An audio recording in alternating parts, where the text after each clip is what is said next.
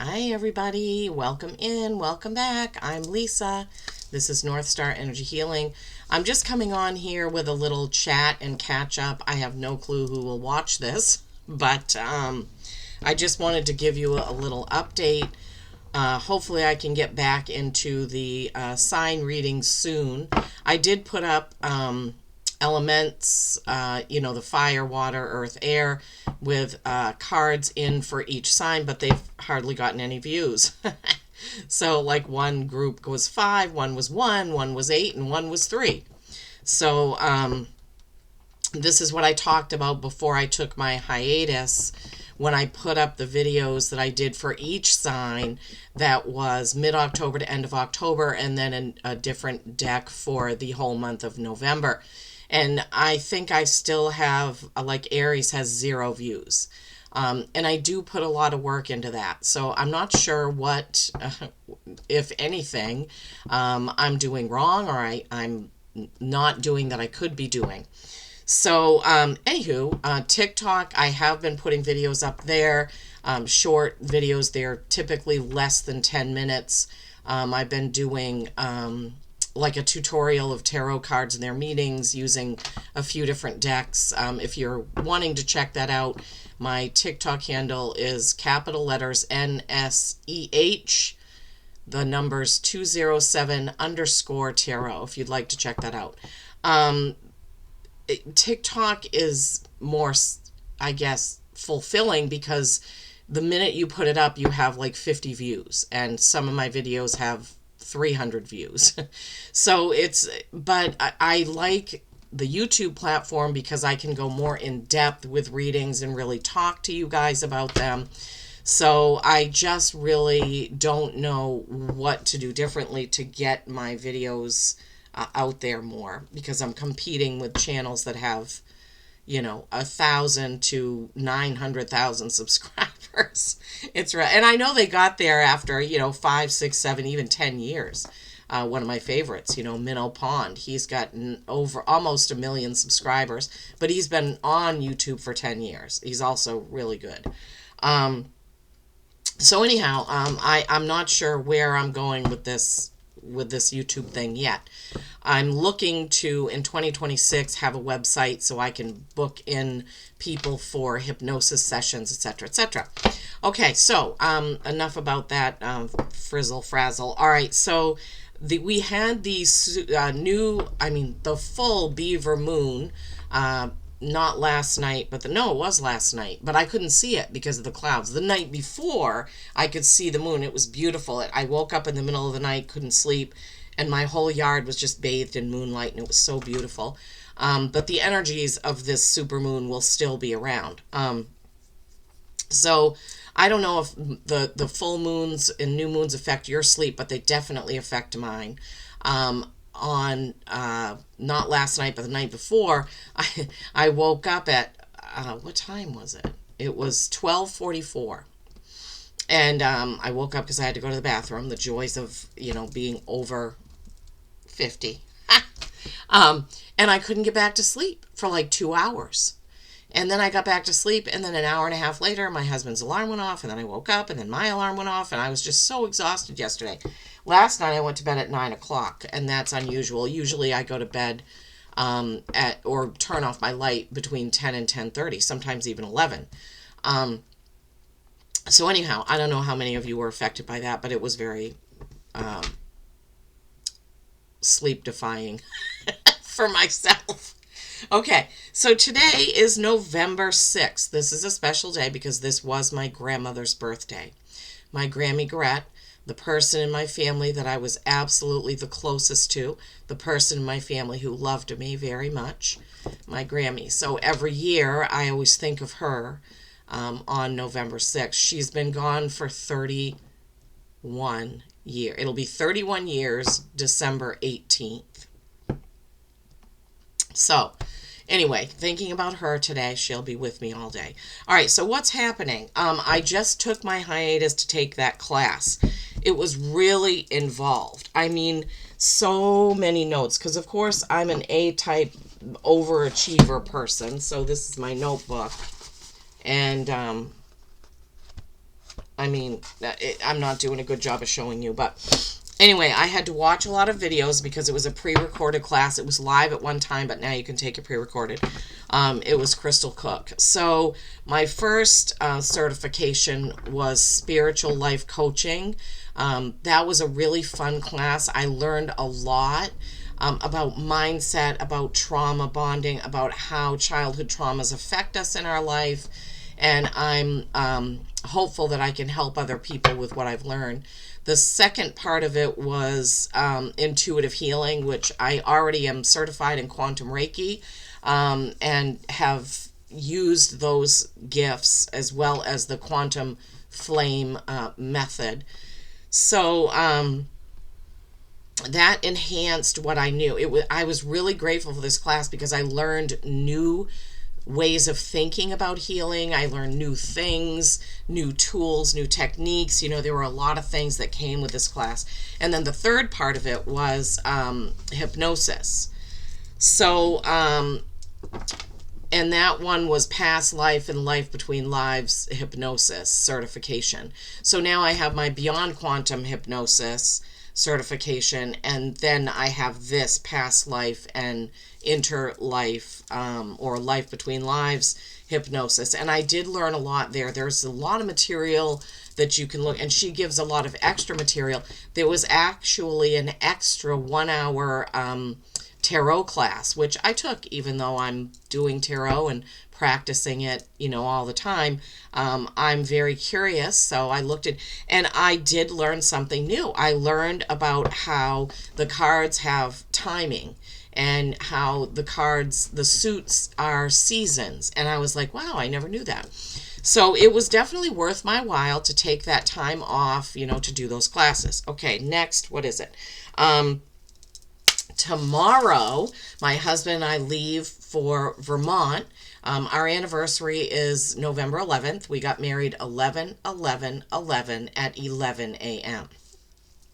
The number 11, right? Very powerful. And this will be our 14th anniversary.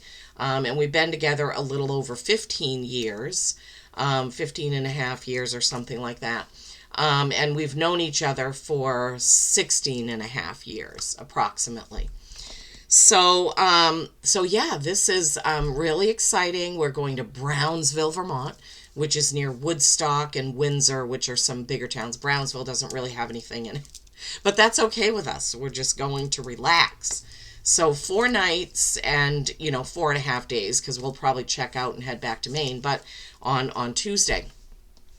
So we're going there, and we're going to really enjoy ourselves and try to unplug. So that's why I'm coming on now, because I'm even though I'm done with my classes, I'm still not going to be back up to speed with readings for another week maybe.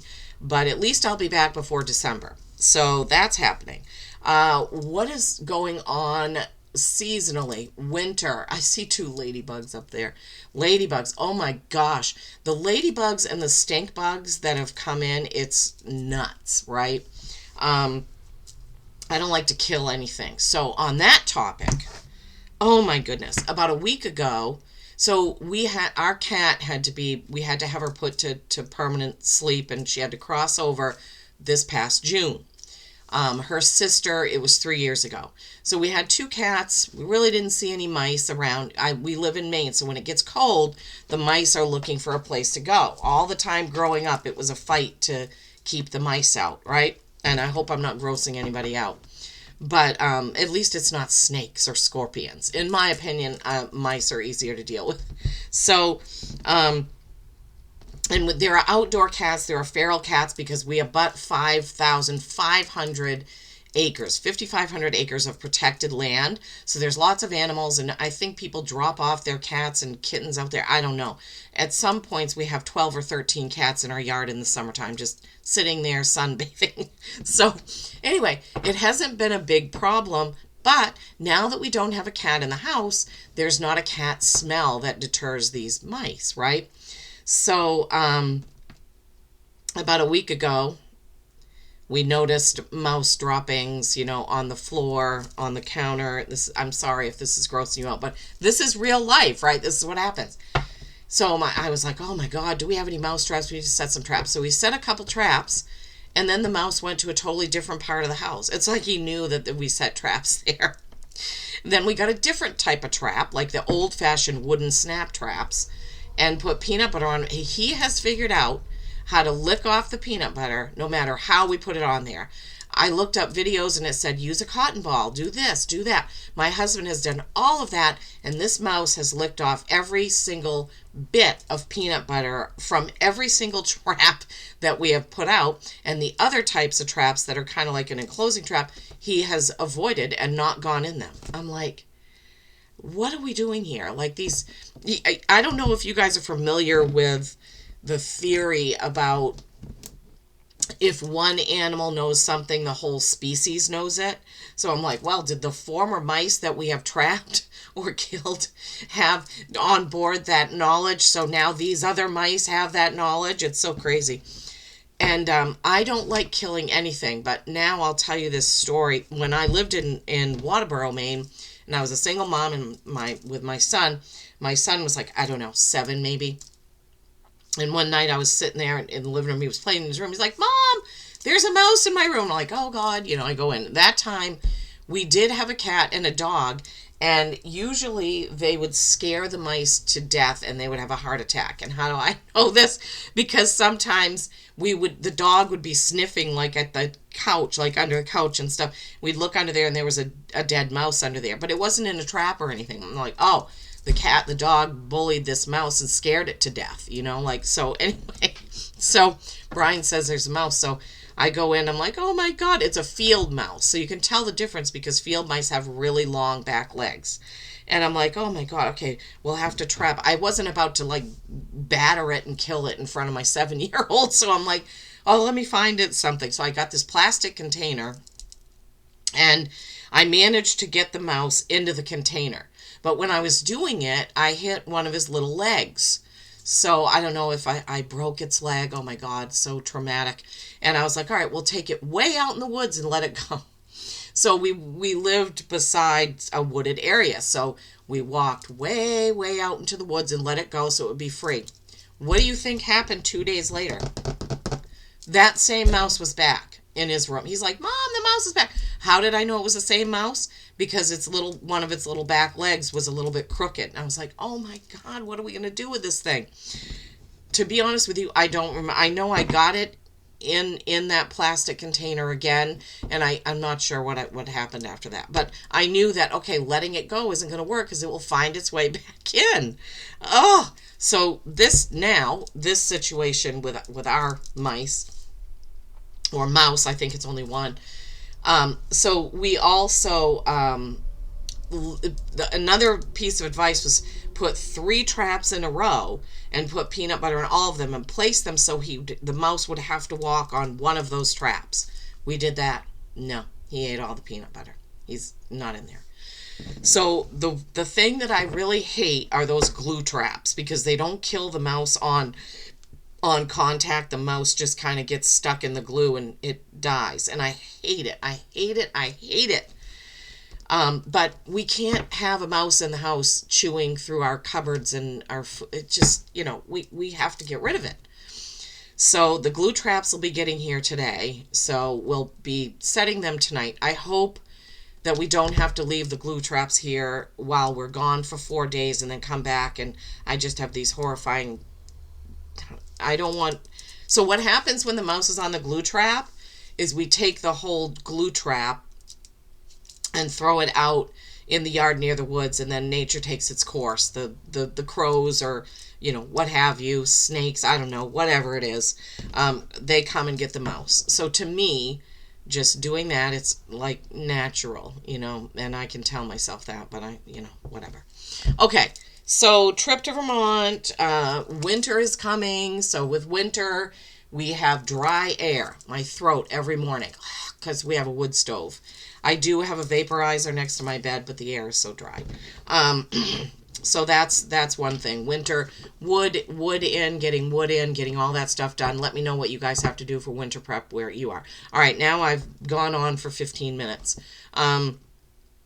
So the last thing I want to talk about, and it was probably in the title, I don't know what I'm going to title this, Three-eye atlas. What is the deal with it? I mean, every time I open YouTube, there are like 16 new videos talking about three-eye atlas. I've listened to a few of them, but I'm just really like over it. I'm like, oh my God, can we just, what's going to happen with this thing? Can it crash or go away so we can stop hearing about it? So I've heard so many different things. The main thing that I've picked up is it's going to be perceived by each of us the way that we perceive it. In other words, if you think, oh my God, this is a terrible thing and terrible things are going to happen, then that's probably what you're going to see. If you think this is a good spiritual thing and it's here to wake us up, then that's probably what's going to happen, right? That's my belief, all right? I don't know what your belief is, but yeah, I've seen all kinds of different readers and psychics and mediums and channelers, you know, talking about this. I can tell you that most of the things that I've seen have been positive. So I thought, well, I'm going to do a chat and catch up with my followers. So I'll just see what my guides have to show us or tell us. I'm hearing right now that it is nothing to be feared, right? It is nothing to be feared. I mean, I guess you'd fear it if you were, you know, on the dark side or you don't want good things to happen, right? Okay. Four of Swords. Yeah, meditate. Think about it. Focus. Stay tuned into your gut. I've heard, that's so funny because I did hear yesterday, I was listening, what was I listening? Oh, Sarah Breskman Cosme.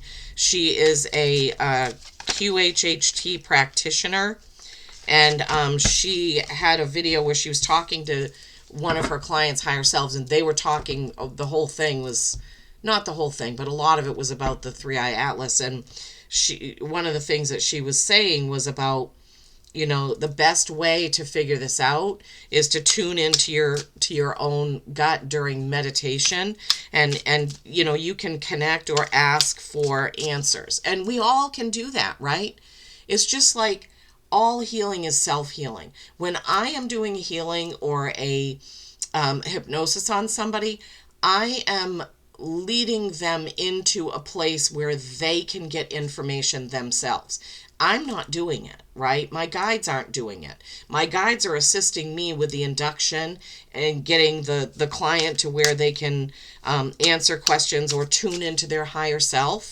And then I also have to know what questions to ask. I mean, that's part of the training, because sometimes, and it's happened to me, where a person will just go to a place where they're saying, oh, there's nothing here, I don't see anything, and you have to kind of know how to get them out of that, you know, the questions to ask. It's happened to me. I've gone to a place, it's happened twice. The very first time I was ever hypnotized, I went to a place and I could tell that there was a window in front of me, but there were clouds kind of covering it. And so anyway, the guy had to kind of talk me through what to do. And then it happened to me again where I was just seeing orange and feeling like a pulsing sensation. All those things are okay.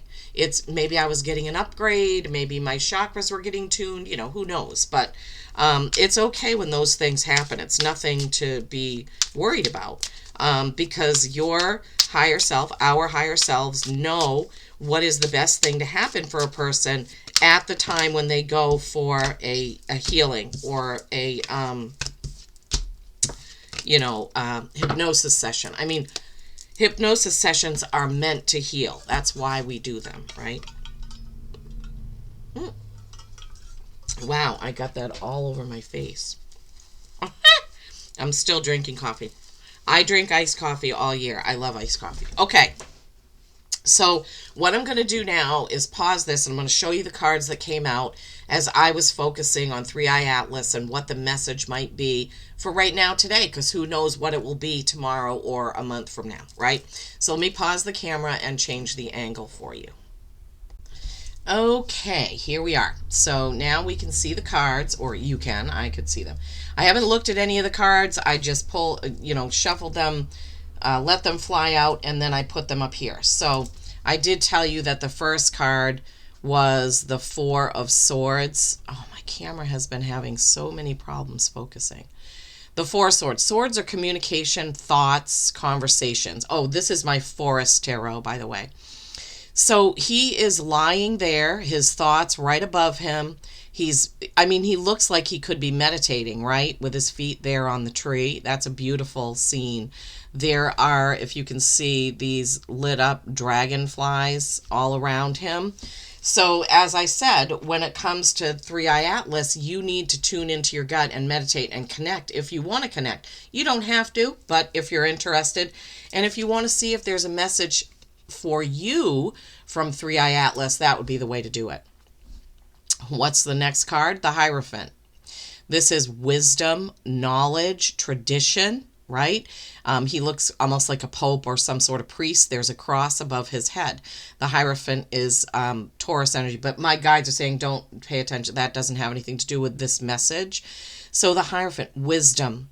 You can gain wisdom, I'm hearing, through meditation and connecting with Three Eye Atlas. It's definitely here for a reason. I mean, we all know that, right? So we have two cards right off the bat. One about meditation and tuning in. The second about wisdom, teaching, knowledge, tradition, right? And for those of us who deal with people that are non-believers or not awake to the spiritual and metaphysical, it can be difficult because it looks like we're breaking from tradition, which we kind of are, right?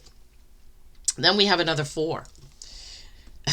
This is the Four of Pentacles. This goes right along with the message because four is what you keep and what you give, right? So what I'm hearing is just be careful who you're talking to about Three Eye Atlas and your thoughts about it and your inner knowing about it, because it could turn into an argument, right? So some of these things may be just for you, and you may only want to talk to trusted people who are, in your soul group about it, right? Pentacles have to do with your money, your energy, your time. So two fours. Now we have another four. 4, 4, 4. I don't know if there's going to be another four, but Four of Wands. This is two people walking hand in hand through the woods. Four of Wands is the stable family, right? The card of stability, the 1111 card. You see the two. It's harder to see in this deck, but there are two wands on either side of them, and they're walking hand in hand. They're looking at each other lovingly, right? Wands are action and passion. So the stable family card, I would say, this is what I'm hearing, and I'm giving you what my guides are giving me. If you have family members, your partner, your children, whatever, that you feel would be shocked by what you would say about Three Eye Atlas, then that would be keeping it to yourself, like we talked about with the Four of Pentacles, right? Keep your family stable. Don't go overboard with discussing this with people that it's not your job to convince other people, right? They need to open up themselves when they're ready. And then we have the Ace of Cups. This is opportunity with and in the power of love and nurturing, right? So a new opportunity for love and nurturing. It could be a new opportunity. Nope, they're saying no. This all has to do with your attitude and your mindset about what is happening with this Three Eye Atlas and all the things that we're all being bombarded with, right? Come from a place of love, right? Each person that is putting out their their opinions, their videos and things about Three Eye Atlas, they're coming from their own place of knowledge and wisdom and what have you. Maybe some people are just trying to capitalize on it and make money with their videos, but just remember not to judge, right? That's not what we're here for. We're light workers, and we're following the teachings of Source and of Jesus, right? We're coming from a place of love always. And then we have the Knight of Cups, more love and nurturing, right? He is sitting on his horse, and he doesn't have a sword or a shield or anything. He has a cup of love, right? Loving intention should be what you're focusing on right now when it comes to 3i Atlas. Okay, I feel a very softer type energy as I'm discussing this. So remember the fours, right? 444. That is a really important number. Remember the Hierophant. This has to do with religious beliefs, wisdom, classes, knowledge, and we're talking about stable family, not doing anything or saying anything that's going to be shocking, but we're talking about coming from a place of love with the Ace of Cups and the Knight of Cups. This is your opportunity to show your love and acceptance and giving love and whatnot. Just, how can I... Sending love. That's what I want. I said giving, but I meant sending, or they wanted me to say sending love. Send love to 3i Atlas. Send love to all those readers that are putting out videos. Send love to whoever. I mean, we should be doing that as much as we can, right? The bonus card that flew out is the Fool. Okay, so the Fool is like your baby soul that doesn't have anything going on, right? Your baby soul, you're born, your soul is like a blank sheet of paper, a clean slate, so to speak. Wow, I love that. So the Fool is new journey. So 3i Atlas could be bringing in a new journey for many of us, connecting in with the meditation, right? And knowing when to say something, when not to say something, coming from a place of love, tuning in to get your information for yourself. And then this may take you on a new journey, right? You may go on a whole new journey once you tune into this, or once we know exactly what's happening. When will we know? I don't have a clue. All right, so now I have the Healing Spirits Oracle. I've already shuffled the deck. So now we're going to see if there's a message from the Healing Spirits that the guides want to give us, that 3i Atlas wants to give us. Healing Spirits, do you have any message from this deck for my viewers, please? Well, this has been a good chat. I'm surprised, but not surprised, I guess, about the cards that came out for 3i Atlas in everything that I've been watching and seeing. Oh, I love this. Oh my gosh, my guides are amazing. So you see that picture, like a beautiful pink sky. The shape of this almost looks like the shape of 3i Atlas that they've shown us, doesn't it? Courage arrives when you step over fear. And it looks like this spirit is lifting up a leg and holding on to starlight. Courage arrives when you step over fear. I love that. It's card number 8, Mastery and Infinity. Step over fear. Step over fear. Yeah. Don't let all of the videos scare you and throw you into fear. That's the fastest way to get disconnected, is by getting into fear. Okay. All right, guys, gals, thank you for listening and tuning in. We're almost at 30 minutes, and so I don't want to go on and on and on. I should be back in about a week or so trying to get videos up for end of November, last half of November, and then December. Thank you so much. Please don't forget to give this video a like or a share or a comment. I would love to hear from you. Peace and kindness every single day.